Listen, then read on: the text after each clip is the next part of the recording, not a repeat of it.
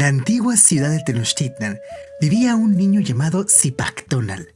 Desde muy pequeño, Zipak Tonal había demostrado un gran interés por aprender sobre la cultura y las tradiciones de su pueblo. Su curiosidad lo llevaba a hacer preguntas constantemente y a buscar respuestas en los sabios y ancianos de la comunidad.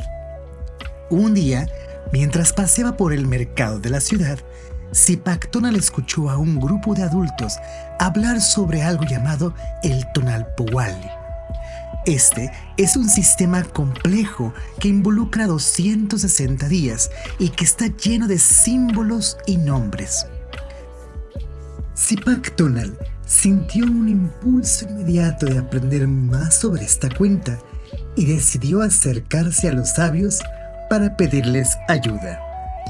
Los sabios, impresionados por la determinación y el entusiasmo de Zipak Tonal, accedieron a enseñarles sobre el Tonalpohualli. Sin embargo, sabían que no sería tarea fácil debido a su naturaleza tan compleja.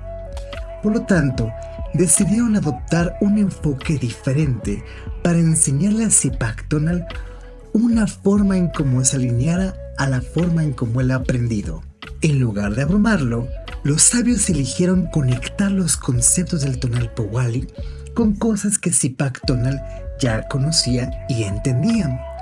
Le mostraron cómo los números y símbolos se relacionaban directamente con elementos de la naturaleza, como los ciclos de las estaciones y los patrones de los animales. Zipak Tonal comenzó a entender que cada símbolo de los días de la gran piedra del sol tenía relación directa con lo que lo rodeaba. Ahora solo había que memorizarse el orden en el cual se presentan y además la posición numérica que representan. Zipak Tonal inmediatamente fue a su casa y le contó esto a su familia y comenzó a desarrollar una técnica para que nunca se le olvidaran los días de la cuenta del Tonalpohualli. Y esto fue organizarlo en los 4 rumbos. Así, cada rumbo tendría 5 días o 5 tonali.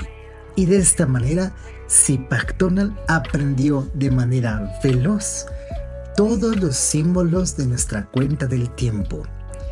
De la misma forma en como Zipak Tonal aprendió a contar, tú también lo puedes hacer.